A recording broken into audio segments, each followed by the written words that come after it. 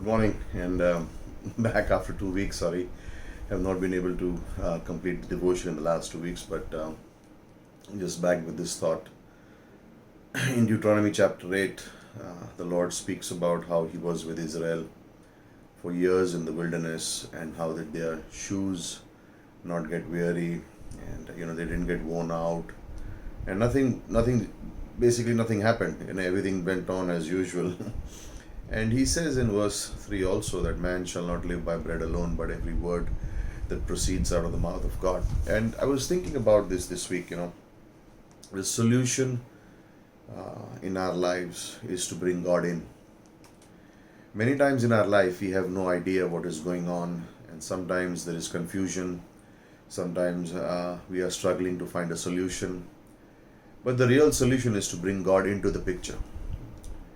If we leave God outside the picture of our lives, then there will be confusion, there will be anxiousness, and there will be restlessness, no peace.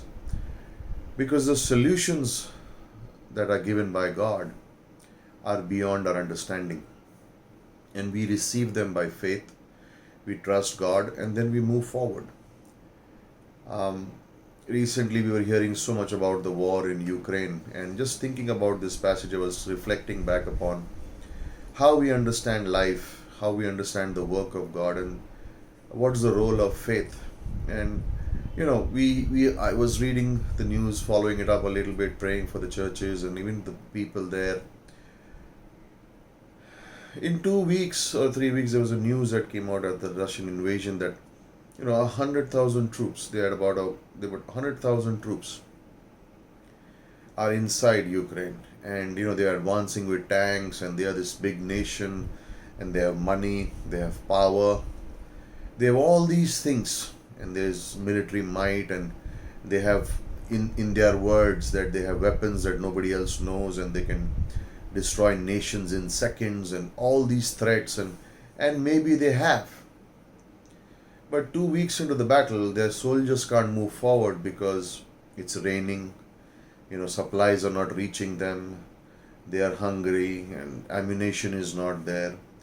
And I was thinking about this, like, they have so much, and yet 100,000 troops can't move forward in 2 weeks.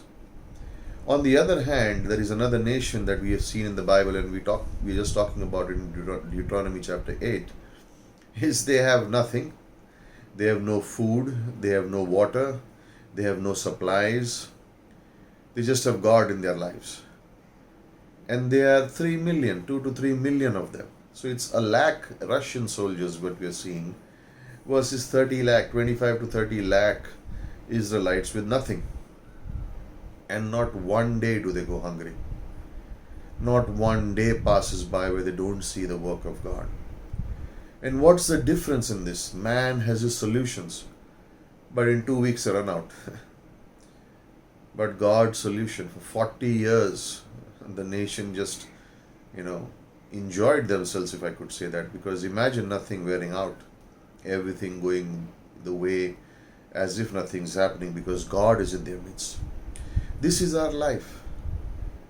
When we bring God in, then this is the solution to our life. If we are not bringing God in, then we are like in 2 weeks we are done. This is also the story of the cross. Salvation. You put Jesus on the cross. And by faith we understand and we are saved. But you take Jesus outside. You don't put Jesus on the cross. Then where is salvation?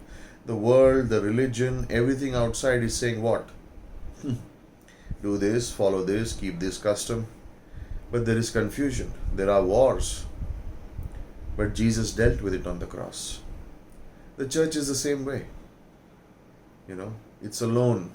It's there in this world as the salt and the light. What I think about is God did not choose to be with Egypt. They had the riches, they had the power, they had the luxury, they had the comfort. God in the Bible never chose to be with Babylon, powerful nation. God never chose to be along with Persia, powerful nation. But God chose to be with Israel. God chose to be with the people in the wilderness. He did not choose to be in the palace. He did not choose to be in comfort. He chose to be with his people in the wilderness. And where do we see the work of God? In the wilderness. This is the picture of the church. The church is in the world, right? And the church is looked down upon. The church is, oh, what does the church? Why do I need to go to the church? Why? What's the church? And all those things. But where is the presence of God? In the church. In the church, you know. But this is not only that. This is also about our life. And as I was reading this, that, you know, God chooses to be with me and you. I mean, what a thought. God chooses to be with me and you. Sometimes we can, as a believer, can live in unbelief. Sometimes we can live in confusion. Sometimes we can live in sin. Sometimes we can live in lack of focus. And, you know, anxious about the future, my reputation. But God chooses to love me and be with me. God chooses to love you and be with you. He is not with Egypt. He is not with Babylon. He is not with Persia. He is not with there. But he is with his people in the wilderness. Not because they are great or numbers or whatever. Because he loves them. The church is the same way, and you and I are the same way. Let not this thought escape your mind.